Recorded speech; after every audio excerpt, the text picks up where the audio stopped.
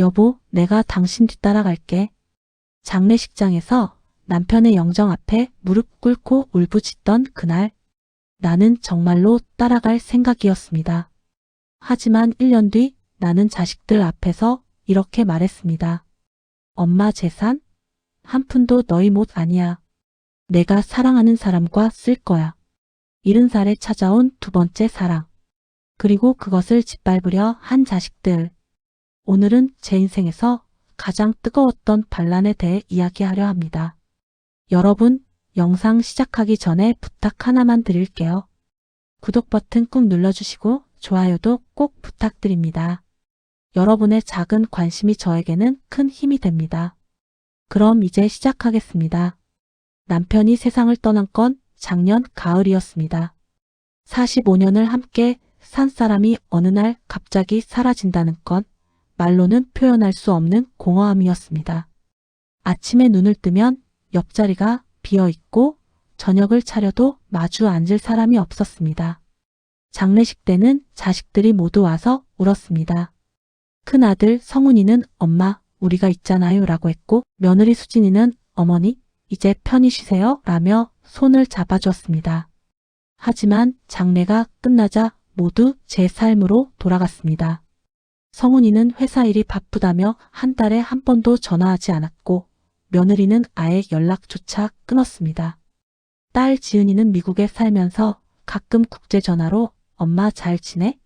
라고만 물었습니다. 나는 혼자였습니다. 오전엔 벽을 보고 오후엔 TV를 켜놓고 저녁엔 남편 사진 앞에 앉아 혼잣말을 했습니다. 여보, 오늘은 날씨가 좋네요. 당신이라면 산책 가자고 했을 텐데. 그렇게 6개월이 흘렀습니다. 어느 날 동네 친구 영자가 전화를 했습니다. 언니, 집에만 있지 말고 노인정 나와. 사람 구경이라도 해야지. 처음엔 거절했습니다.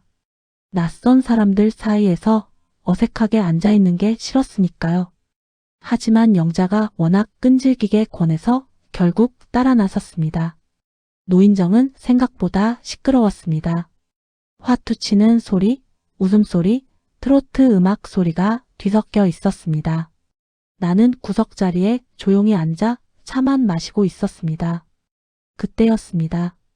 여기 앉아도 될까요? 고개를 들자 백발의 남자가 서 있었습니다. 단정한 회색 조끼에 깔끔하게 빗은 머리, 그리고 조심스러운 미소. 아, 네. 앉으세요. 그렇게 우리의 첫 만남이 시작됐습니다. 그 사람 이름은 강민준. 72살. 5년 전에 아내를 여의고 혼자 살고 있다고 했습니다. 민준 씨는 말이 많지 않았습니다.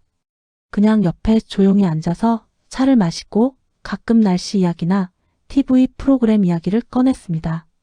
오늘 날씨 참 좋죠? 아침 뉴스 보셨어요? 요즘 세상 참 빠르게 변하네요. 그런 평범한 대화들이었지만 이상하게도 편했습니다. 누군가와 말을 주고받는다는 것만으로도 가슴이 따뜻해졌습니다. 일주일 뒤 민준 씨가 조심스럽게 물었습니다. 근처 공원 산책하시는 거 좋아하세요? 날씨 좋을 때 걷는 게 건강에 좋다던데. 나는 잠시 망설였지만 고개를 끄덕였습니다. 그럼 내일 오후에 잠깐 걸어볼까요? 그날부터 우리는 일주일에 2~3번 공원을 걸었습니다. 벚꽃길을 걷고 연못가 벤치에 앉아 오리를 구경하고 카페에 들러 아메리카노를 마셨습니다. 민준 씨는 여전히 말이 적었지만 내 말을 귀 기울여 들어줬습니다. 남편 이야기를 하면 고개를 끄덕이며 많이 그리우시겠어요 라고 했고, 자식 이야기를 하면 자식들도 바쁘니까요 라며 위로해 줬습니다. 그리고 어느 날 민준 씨가 내 손을 살짝 잡았습니다. 공원 벤치에 앉아 있을 때였습니다. 혼자 사는 게 외롭죠. 그 한마디에 눈물이 났습니다. 6개월 동안 꾹꾹 눌러 참았던 외로움이 터져 나왔습니다. 네, 정말 외로워요. 너무 외로워서 미칠 것 같아요. 민준 씨는 아무 말 없이 내 손을 꼭 잡아줬습니다. 그 순간 나는 깨달았습니다. 아, 나는 다시 살아있구나. 심장이 다시 뛰고 있구나. 70살에 찾아온 설렘이었습니다. 그렇게 석 달이 흘렀습니다. 나는 매일 아침 거울을 보며 머리를 빗고 화장을 했습니다. 옷도 신경 써서 입었고 향수도 뿌렸습니다. 민준 씨와의 만남은 내 삶의 유일한 기쁨이었습니다. 하지만 비밀은 오래가지 못했습니다. 어느 토요일 오후, 나는 민준 씨와 카페에 앉아 있었습니다. 그가 조용히 말했습니다. 다음 주에 남산 케이블카 타러 갈까요? 날씨 좋다던데. 좋아요. 나 남산 케이블카 타본 지 30년도 넘었어요. 우리는 웃으며 커피를 마셨습니다.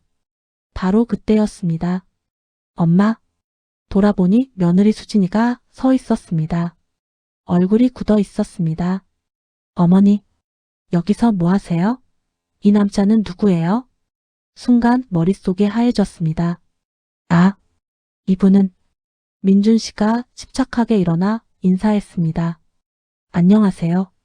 저는 노인정에서 어머님과 친하게 지내는 강민준이라고 합니다. 하지만 수진이의 눈빛은 차가웠습니다. 어머니 집에 가요. 지금 당장. 수진아, 잠깐만. 지금 가요. 며느리는 내 팔을 잡아 끌었습니다. 민준 씨가 말리려 했지만 수진이는 차갑게 쏘아 붙였습니다. 아저씨, 우리 가족 일에 참견하지 마세요. 집으로 돌아오자마자 전화벨이 울렸습니다. 아들 성훈이었습니다. 엄마, 수진이한테 들었어요. 무슨 남자랑 만났고 다니신대요? 성훈아, 그건. 엄마, 이 나이에 연애가 말이 돼요? 아빠 돌아가신 지 1년도 안 됐잖아요. 아들의 목소리는 분노로 떨리고 있었습니다. 엄마가 외로운 건 이해해요. 그런데 이건 아니잖아요. 주변에서 뭐라고 하겠어요? 아빠 친구들이 알면 뭐라고 생각하겠어요? 성훈아, 엄마는 그냥 당장 그 남자랑 연락 끊으세요. 안 그러면 제가 직접 찾아가서 얘기할 거예요. 전화가 끊겼습니다. 나는 소파에 주저앉았습니다. 손이 떨렸습니다. 다음 날 성훈이와 수진이가 집으로 찾아왔습니다. 딸 지은이도 화상통화로 함께했습니다. 엄마, 정신 차려요. 성훈이가 단호하게 말했습니다. 그 남자 뭐 하는 사람인지 알아요? 재산이 얼마나 있는지 알아요? 혹시 엄마 재산 노리고 접근한 거 아니에요? 성훈아, 민준 씨는 그런 사람이 아니야. 그분도 혼자. 엄마는 몰라요. 며느리 수진이가 끼어들었습니다. 요즘 노인들 노리는 결혼 사기꾼들 뉴스에 엄청 나오잖아요. 어머니는 착하시니까 속는 거예요. 나는 속는 게 아니라. 어머니, 수진이의 목소리가 높아졌습니다. 아버님 재산으로 지금 이 집에서 편하게 사시잖아요. 그 돈이 어디서 나온 건지 생각 안 하세요? 저희가 평생 일해도 모을 수 없는 돈이에요. 그걸 낯선 남자한테 날릴 순 없어요. 화상통화 화면 속 딸 지은이도 거들었습니다. 엄마, 나도 수진 언니 말이 맞는 것 같아요. 이 나이의 사랑은 무슨. 그냥 외로우니까 의지하려는 거잖아요. 강아지라도 한 마리 키우세요. 나는 입술을 깨물었습니다. 너희들은 엄마 마음을 몰라. 뭘 몰라요? 성훈이가 답답하다는 듯 말했습니다. 엄마, 우리가 걱정돼서 그래요. 혹시라도 사기당하면 어떡해요? 재산 다 날리면 어떡해요? 재산. 너희는 재산 얘기만 하는구나. 내 목소리가 떨렸습니다. 엄마가 외로워서 죽을 것 같은 건 생각 안 하니? 하루 종일 벽만 보고 사는 게 얼마나 힘든지 알아? 엄마, 그러니까 우리한테 연락하시면 되잖아요. 언제? 너희가 언제 왔니? 아빠 장례 끝나고 단 한 번이라도 제대로 찾아온 적 있어? 침묵이 흘렀습니다. 성훈이가 어색하게 말했습니다. 엄마, 제가 바쁜 거 아시잖아요. 회사 일이. 그래, 알아. 다들 바쁘지. 그런데 엄마는 안 바빠. 엄마는 시간이 남아돌아서 벽이랑 대화하고 살았어. 엄마, 이제 그만 가봐. 엄마 혼자 있고 싶어. 하지만 성훈이는 가지 않았습니다. 엄마, 확실하게 해두죠. 그 남자랑 계속 만나시면 저희도 가만히 있지 않을 거예요. 무슨 소리야? 재산 관리는 제가 할게요. 엄마 혼자 계시면 또 이상한 사람들한테 속으실까 봐요. 재산 관리? 나는 믿을 수 없다는 표정으로 아들을 바라봤습니다. 성훈아, 그게 내 본심이니? 엄마를 위한 거예요. 거짓말하지 마. 너희가 원하는 건 엄마 재산이잖아. 며느리 수진이가 비웃듯 말했습니다. 어머니 솔직해지세요. 그 남자도 똑같아요. 어머니 재산 때문에 접근한 거라고요. 나가. 나는 처음으로 소리를 질렀습니다. 당장 나가. 다시는 얼굴 보기 싫어. 성훈이와 수진이는 씁쓸한 표정으로 집을 나갔습니다. 문이 닫히자 나는 바닥에 주저앉아 울었습니다. 그날 이후로 일주일 동안 민준 씨에게 연락하지 못했습니다. 자식들 말이 자꾸 머릿속을 맴돌았습니다. 혹시 정말 재산 때문에 접근한 걸까? 내가 너무 순진한 걸까? 하지만 민준 씨를 생각하면 그럴 리 없다는 걸 알았습니다. 그 사람은 한 번도 내 재산에 대해 물어본 적이 없었습니다. 카페 가면 늘 본인이 계산했고 선물도 비싼 게 아니라 손수 만든 종이약이나 아파 카드 같은 것들이었습니다. 일주일 뒤 민준 씨에게서 문자가 왔습니다. 괜찮으신가요? 많이 걱정했습니다. 오늘 잠깐 뵐 수 있을까요? 나는 떨리는 손으로 답장을 보냈습니다. 네, 공원에서 만나요. 오후 3시 공원 벤치. 민준 씨는 평소처럼 단정한 모습이었지만 표정이 어두웠습니다. 얼굴이 많이 수척하셨네요. 민준 씨도. 우리는 한동안 말없이 앉아 있었습니다. 민준 씨가 먼저 입을 열었습니다. 자녀분들한테 많이 혼나셨죠? 네, 죄송합니다. 쟤 때문에 힘드셨을 텐데. 아니에요. 민준 씨 잘못이 아니에요. 민준 씨는 한숨을 쉬었습니다. 사실은 말씀드릴 게 있어서 연락드렸습니다. 불길한 예감이 들었습니다. 며칠 전에 아드님이 저를 찾아오셨어요. 뭐라고요? 나는 깜짝 놀라 민준 씨를 바라봤습니다. 어떻게? 집 주소를 어떻게 알았죠? 노인정에서 물어보신 것 같아요. 민준 씨의 목소리가 떨렸습니다. 아드님이 제 집 앞에서 기다리고 계셨어요. 그리고 민준 씨는 잠시 말을 멈췄습니다. 봉투를 주셨어요. 현금 500만 원이 들어 있었습니다. 뭐? 우리 어머니 인생에서 사라져 주세요. 이건 위로금입니다. 그렇게 말씀하시더군요. 나는 믿을 수가 없었습니다. 성훈이가 그렇게? 저는 당연히 거절했습니다. 저는 돈 때문에 만나는 게 아닙니다. 어머님을 정말 좋아합니다. 라고 했어요. 민준 씨의 눈이 붉어졌습니다. 그랬더니 아드님이 화를 내시더군요. 그럼 법적으로 대응하겠다. 우리 어머니는 치매 초기라서 판단력이 흐려진 상태다. 아저씨가 접근한 건 노인학대에 해당한다고. 그게 무슨? 나는 손이 떨렸습니다. 치매라니요? 나한테 치매가 어디 있어요? 저도 알아요. 하지만 민준 씨는 고개를 떨어뜨렸습니다. 이러다 어머님만 더 힘들어지실 것 같아요. 자식분들과의 관계가 나빠지는 것도 싫고요. 민준 씨, 그래서 결심했습니다. 민준 씨가 나를 바라봤습니다. 눈가에 눈물이 맺혀 있었습니다. 우리 이제 그만 만나죠. 그 말에 세상이 무너지는 것 같았습니다. 왜요? 우리가 뭘 잘못했어요? 잘못한 건 없어요. 하지만 어머님이 자식분들과 싸우는 걸 보고 싶지 않아요. 나는 상관없어요. 자식들이 뭐라고 하든. 하지만 저는 상관 있어요. 민준 씨의 목소리가 단호했습니다. 저 때문에 어머님이 가족과 멀어지는 건 원치 않아요. 평생 키운 자식들인데 나중에 후회하실 거예요. 후회 안 해요. 나는 민준 씨의 손을 잡았습니다. 내가 진짜 후회하는 건 자식들만 바라보고 산 세월이에요. 내 인생은 없이 엄마로만 살았던 시간들이요. 어머님, 민준 씨 처음이에요. 처음으로 누군가 나를 여자로 봐준 게 엄마도 아니고 며느리도 아니고 할머니도 아닌 그냥 한 사람으로 봐준 게 눈물이 흘렀습니다. 제발 포기하지 마세요. 하지만 민준 씨는 천천히 고개를 저었습니다. 어머님, 저는 평범한 사람이에요. 퇴직금 받아서 근근히 사는 사람이고요. 어머님을 지켜드릴 힘이 없어요. 지킬 필요 없어요. 나는 혼자서도. 아니에요. 민준 씨가 내 손을 잡았습니다.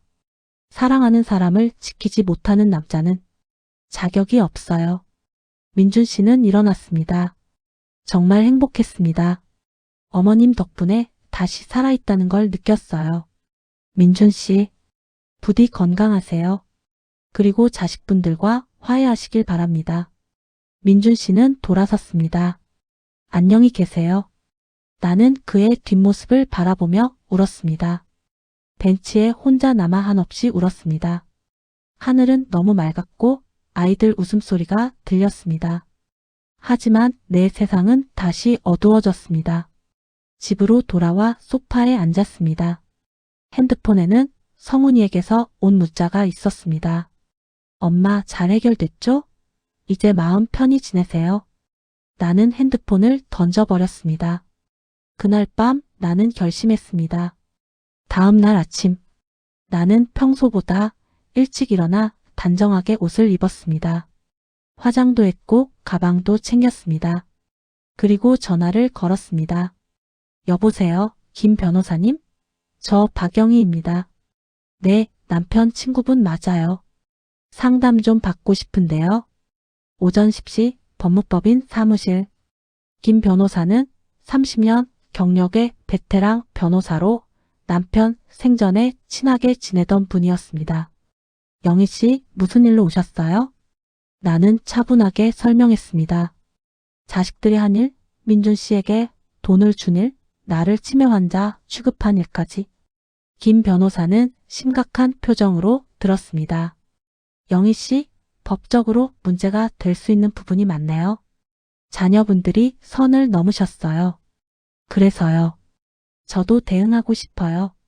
어떻게 하실 생각이세요? 나는 가방에서 서류를 꺼냈습니다. 부동산 등기부 등본, 예금 잔고 증명서, 주식 내역서. 제 재산을 정리하려고요. 그리고 신탁을 걸고 싶어요.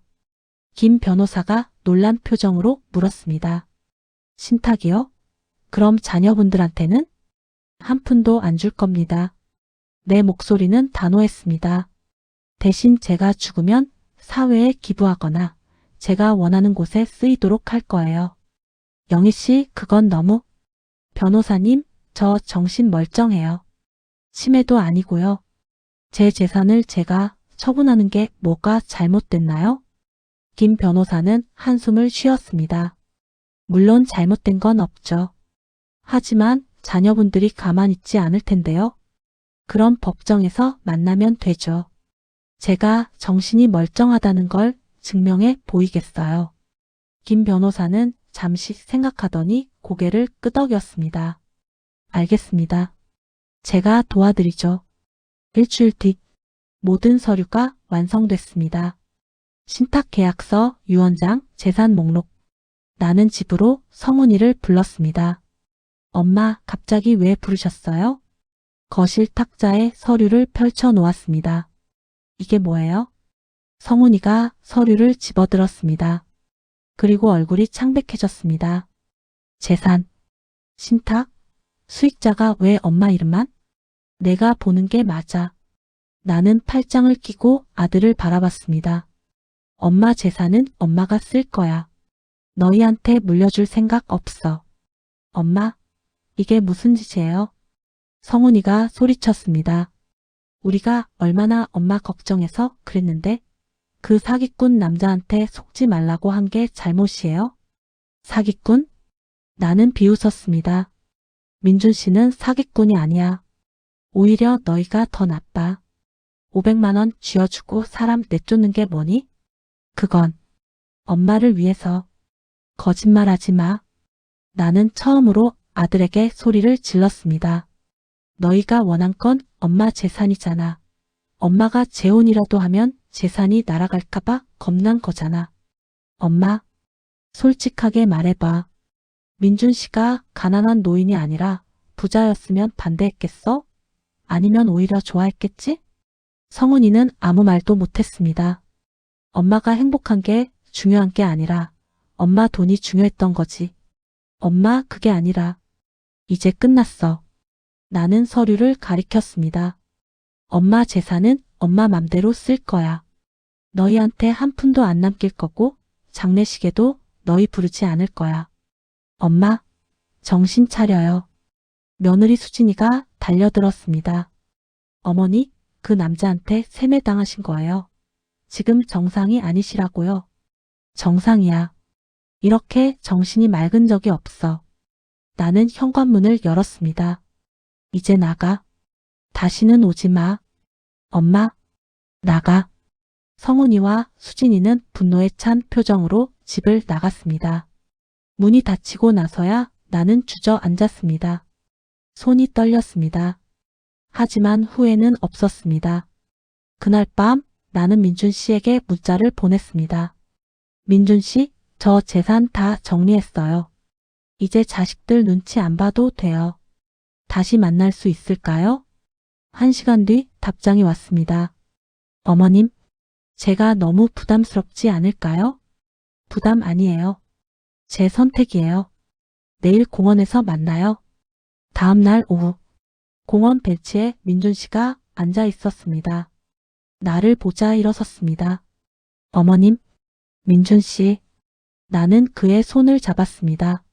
미안해요. 자식들 때문에 민준 씨한테 상처 줘서. 아니에요. 저야말로.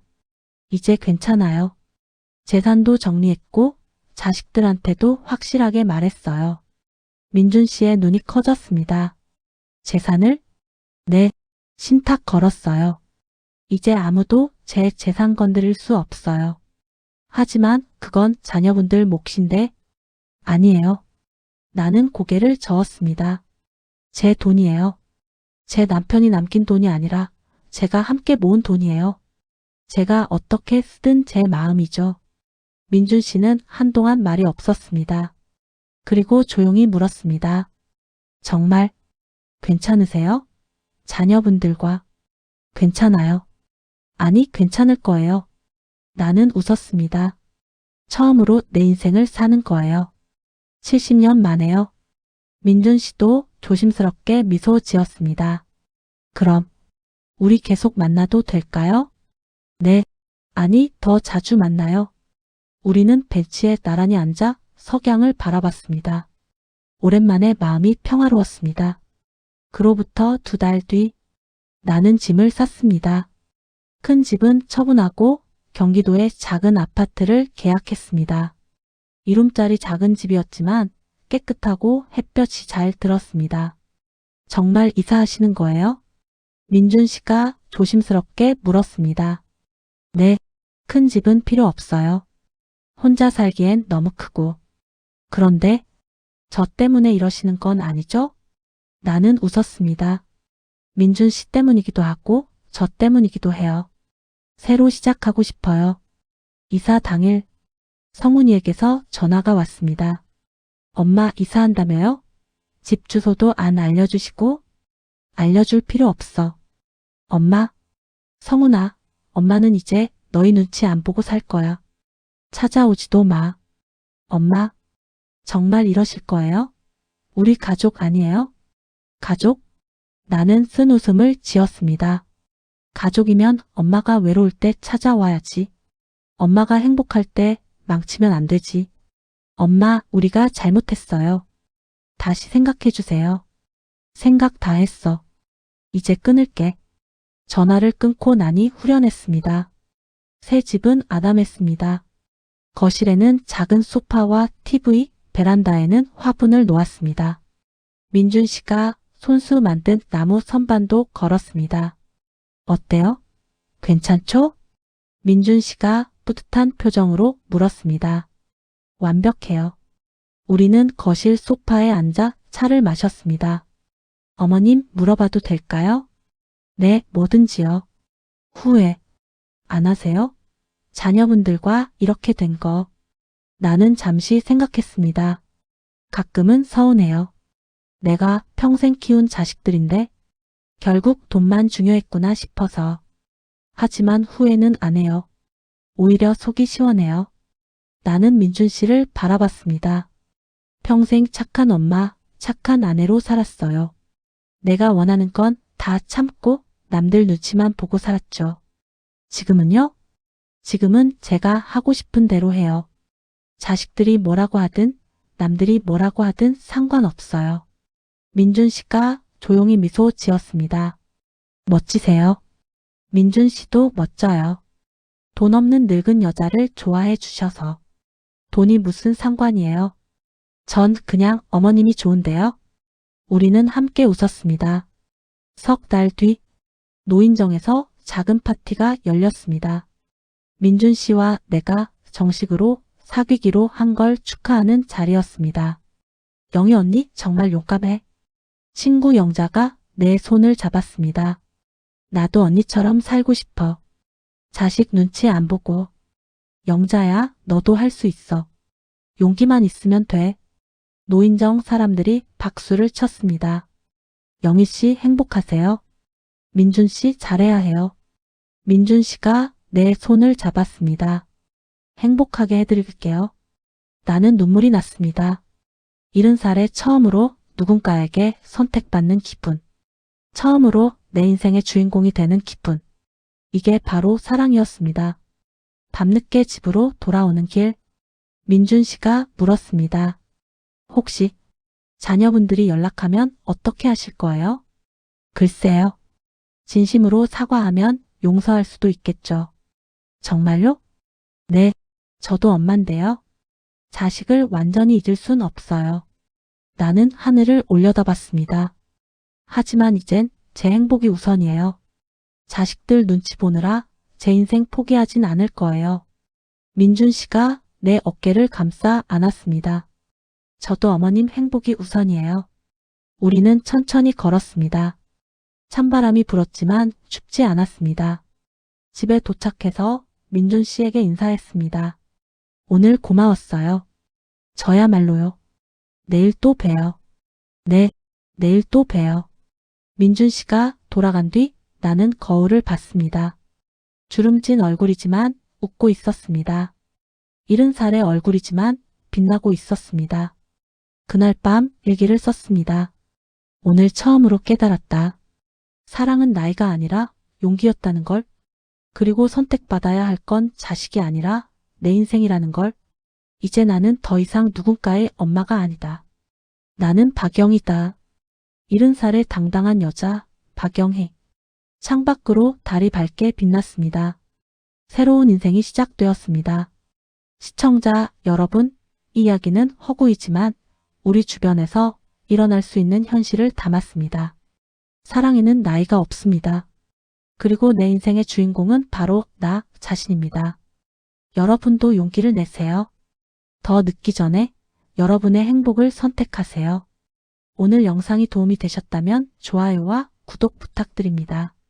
댓글로 여러분의 생각도 들려주세요. 다음 이야기도 기대해주세요. 감사합니다. 본 영상의 모든 내용은 창작된 허구의 이야기입니다. 실제 인물, 단체, 사건과는 무관하며 순전히 교훈적 목적과 감동을 전달하기 위해 제작되었습니다.